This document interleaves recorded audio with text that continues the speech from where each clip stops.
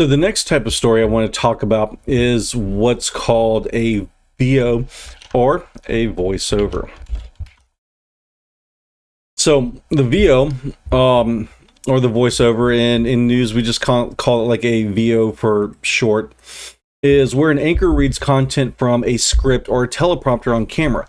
And then at some point, we're going to switch from the anchor and show video of the story that is appropriate to what the anchor is talking about. So in this case, I've got an anchor who's on camera, and then while she's talking about a meeting of the SGA, you can see the video switches over to various shots of the SGA, and then at the very end, we switch back to the anchor.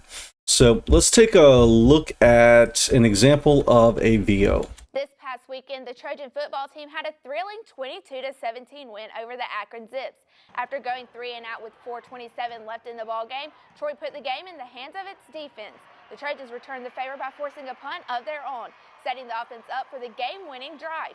Facing a 4th and 5 from its own 40-yard line, Silvers found DeAndre Douglas over the middle for a 16-yard gain to keep the game alive. Following a 12-yard pass to Damian Willis and a 9-yard Jordan Chun run, Silvers connected with Douglas for the game winner to send the crowd of 27,324 at the Vet into a frenzy. Up next, the Trojans will hit the road as they travel to Death Valley in Baton Rouge to face off with number 25 LSU. Kickoff for the ESPNU game is set for 6 p.m. So that's an example of a VO, and it works better than the previous types of stories because it's more visually appealing. We're able to not only talk about the game, but actually show you footage of the game as it happened. It's relative to longer formats, and it creates a more faster paced presentation. So if we tried to have a person talking on camera for straight up 30 minutes, like 30 seconds or a minute, it would get rather boring. Likewise, if you just watched me on a single background for 20 minutes, you would probably be a lot more boring than watching me with at least some graphics and animations behind me. So by having this video, it gives you a little more pizzazz to it.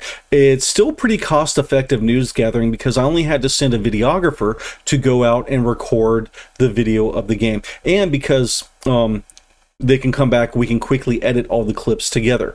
We can also use previously shot footage known as file footage or pre-existing. So if there was an event that we had last year, we could pull footage from that. If there's an event coming up that is going to happen this weekend, but since it hasn't happened, we don't have video of it, we can go into the archive and pull previous footage, and we'll put a credit at the top of the screen saying that this was previously recorded or file footage. So we can show an example of something happened in the past to give you an idea of what's happening in the future. So that can save us even more revenue because we're not even having to send a videographer or reporter out to shoot something if we're able to get file footage.